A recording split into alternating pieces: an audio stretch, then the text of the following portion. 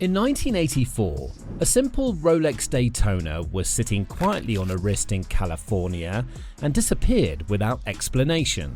But decades later, it resurfaced in a shocking moment and sold for a whopping $17 million, setting the world record for any wristwatch ever auctioned.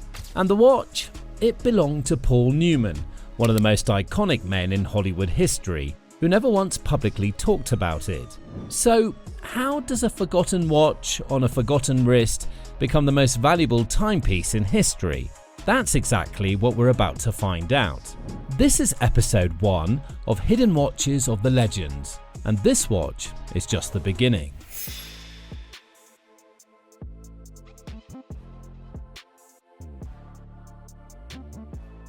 To understand why this story matters, you have to go back to a time when the Rolex Daytona was not a symbol of success or wealth. It was simply a racing instrument, a technical tool built for drivers who needed precision timing at high speeds. It belonged to Paul Newman, and it was originally a personal gift from his wife, Joanne Woodward, engraved with a message that felt more emotional than luxurious: "Drive carefully, me."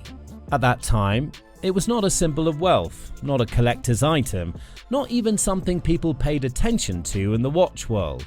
The Rolex Daytona, reference 6239, came in a 36mm stainless steel case, powered by a manual wind Valjoux 722 movement, with a chronograph function designed specifically for motorsport timing. It featured a tri-compact style layout with contrasting sub-dials, an external tachymeter scale engraved on the bezel, and now the famous exotic dial configuration that collectors later named after Newman himself.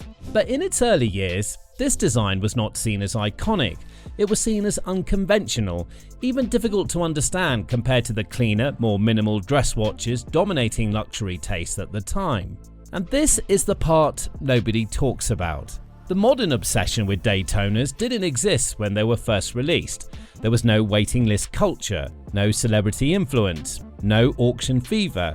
It was just another product in a catalogue trying to find its place in a market that didn't fully understand it yet. But something very unusual happens when an object starts living outside the expectations of its creator.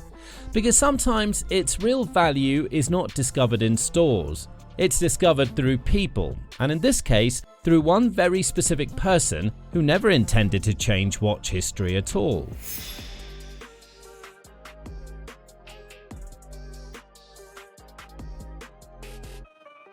And it was none other than Paul, who became more deeply involved in motorsport, and it changed the entire meaning for him. You see, racing wasn't a hobby for Paul Newman, it was an obsession, something physical, something dangerous, something that made him feel alive in a way Hollywood never could. And this obsession got more roots after Paul and Joanne starred in a 1969 racing film, Winning. Joanne knew she couldn't stop him, so she did what only a woman deeply, quietly in love could do. In 1972, she gifted him a Rolex Daytona. But here's what nobody talks about. It's not the watch that matters, it's what she put on the back of it. "Drive carefully, me." That's it. No drama, no long letter, just 3 words that said everything. I love you. Every time Paul Newman strapped that watch to his wrist before a race, he wore his wife's love. This is not a luxury item, that's a love story on a dial. At that moment, it had no historical meaning, no collector value, no symbolic status. It was simply a private object between 2 people who understood the risks involved in what he was doing. But here's where it gets interesting. Newman didn't treat the watch like a collectible. He didn't rotate it or preserve it. He wore it constantly, and in doing so, he unknowingly changed its trajectory forever. Because without any marketing strategy, advertising campaign, or brand positioning, the watch began appearing repeatedly in photographs, interviews, and public appearances. And slowly, something unusual started happening. Collectors began noticing the same watch again and again, not because it was rare at first, but because it was consistently connected to a person they already admired. And that's how the term Paul Newman Daytona was born. Not from Rolex, not from marketing, but from observation. And once that name entered collector culture, everything started shifting. But what happened next completely changed the fate of the Rolex Daytona forever. Because the watch didn't stay visible, it disappeared.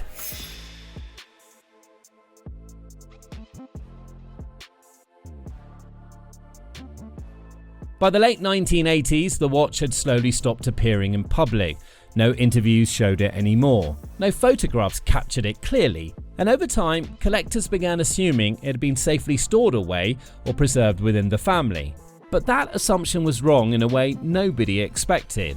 And this is the part nobody talks about. The watch didn't disappear into a vault or a museum collection. Instead, it quietly moved into private hands within Newman's personal circle. It was given to James Cox in 1984, who was dating his daughter, Nell Newman, at the time. He was an 18-year-old kid building a treehouse in Paul Newman's backyard. Just a summer job, nothing special. Newman walks over and notices one thing. The kid isn't wearing a watch. He then unclips the Rolex from his own wrist and holds it out, and then says 7 words that will stay with Cox forever. If you remember to wind this, it tells a great time. That's the difference between being rich and being Paul Newman. It was simply handed over as a personal gesture. And for years, that's exactly what it remained. A normal watch in a normal life, completely disconnected from the mythology it would later create. Until 1993, when everything changed in a single moment at a watch trade show.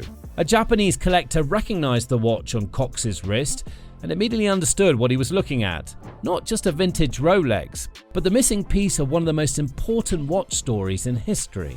And just like that, the watch re-entered public consciousness. But recognition was the only beginning, because now the question was no longer where the watch was, the question was what it was worth, and nobody was prepared for the answer. Now, before we continue, there's something important you need to understand. This watch is no longer just about Paul Newman and Rolex. It's about how an ordinary watch slowly turns into something the world is willing to pay millions for. So, don't forget to hit like and subscribe to our channel, because what happens next is where this story truly shifts from a watch to a legend.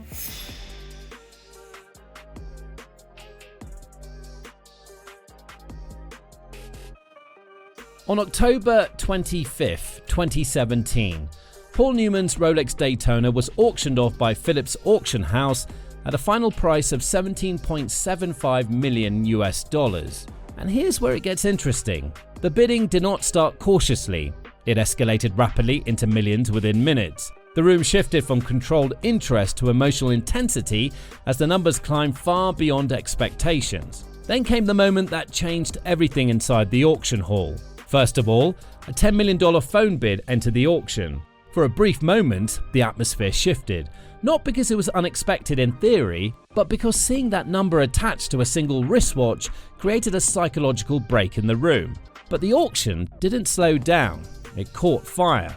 For 12 minutes, bidders pushed against each other in a sequence that felt less like purchasing and more like competing for ownership of cultural memory itself. Then, finally, the hammer dropped. $17,752,500. Yes, $17 million. A world record for any wristwatch at that time.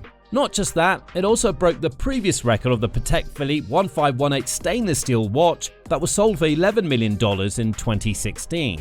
That's shocking, because the deeper question is not the final price, it's why the price made sense to the people in that room. Because logically, nothing about the watch has changed. It was still stale, still mechanical, still simple in construction. But that's not the end of the auction night. Cox donated a significant portion of the watch's historic $17.8 million auction proceeds to the Nell Newman Foundation decades later. So the total auction night brought in $28.8 million, the highest US watch auction ever at the time. What changed was everything surrounding it. The story had become more valuable than the watch.